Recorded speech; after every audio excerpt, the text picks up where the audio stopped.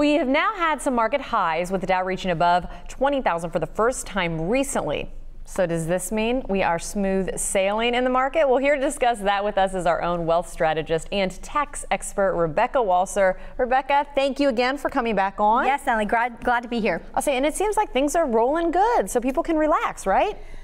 Yeah, you know, I've never think that. I always like a, sort of like Ronald Reagan, trust but verify, right, policy. So one of the things I want to talk today about, and it's kind of complicated, so we want to break it down very easy for our friends at home, is something that nobody ever thinks about, and that's something called sequence of return risk. Have you ever heard of that before, Natalie? Return risk. I mean, I can kind of have some guesses, but I know you're going to be able to explain it much better than my attempt. Yeah, one of the biggest problems with having your portfolio in the market in retirement is we can't control the market. We have no control. So you have, family one who retires and the market happens to be this boom cycle we've had since 2009 and they are sitting pretty. And then you have family two who retired 10 years earlier who went through the dot-com crash. And then, in 2000, 2001, 2002, and then at the tail end of that, after they recovered, they went through the financial crash in 2008, 2009. You have the same portfolio going into retirement, but you can't control the market. So we have something called sequence of return risk.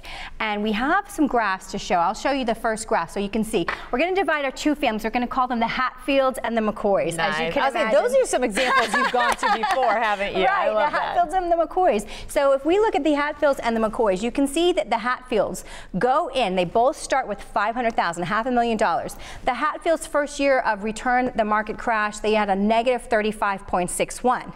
The McCoys have the exact same returns in the exact opposite order. So the McCoys are getting the 35.61, but it's the last year of their retirement. So we have the same exact market returns in the reverse order.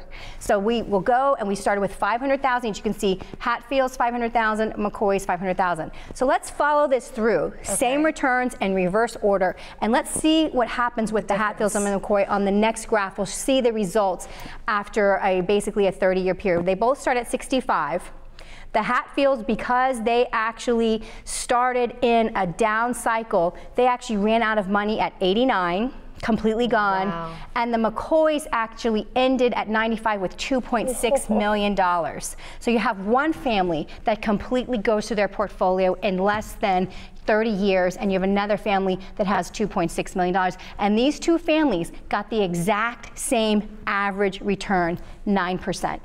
Okay, so again, I'm trying to digest everything. So basically, it is if they started or ended at the downturn is what you're saying. Yes. So the fact that the Hatfields went into retirement in a down market, their very first year of their retirement, and they had to take money out of their portfolio, the market lost 35%, whereas the Hatfields went into retirement with a 9% return and they had the exact same returns just in the reverse order. So if you start retirement in a down cycle, like 2001, 2002 tech boom, or the tech bust, or if you start in the financial Great Recession, 2008, 2009, you actually could run out of money much more quickly than somebody who has started retirement in 2009 and on, because we've had these last 10 years be beautiful. So what is a person right now, if they're watching at home and they're debating on whether or not right now is the right time to retire? What are your thoughts on that? Are we in a good time, or are we in a time where you're going to, like the McCoys here, you're going to run out of, or excuse me, like the Hatfields, you're going to run out of money? I know. Which one is it, right? I was going to say, sorry, I had to make sure I had the right family there. I'm telling you, Natalie, the problem is this.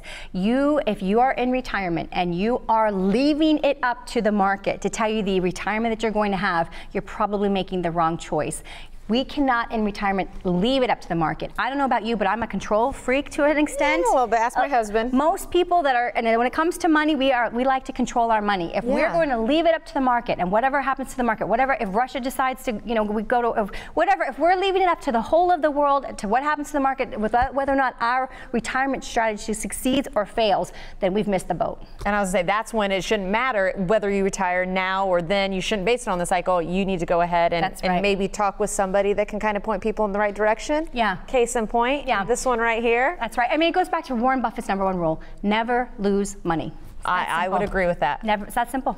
That's the plan, of course. But again, you can help people at home. Absolutely. You can give information because you take someone and look at them as an individual and really break it down more than we can today. That's right, Natalie. Okay. Again, well, if you want Rebecca to take a look at your portfolio and possibly help you out so you are not on the losing end like we just saw, go ahead, give them a call, or even visit their website, walserwealth.com. Don't be a Hatfield. Don't be a Hatfield. I know, I was going to try to remember. I wanted to get the right family again. Don't be a Hatfield. Give Rebecca a call.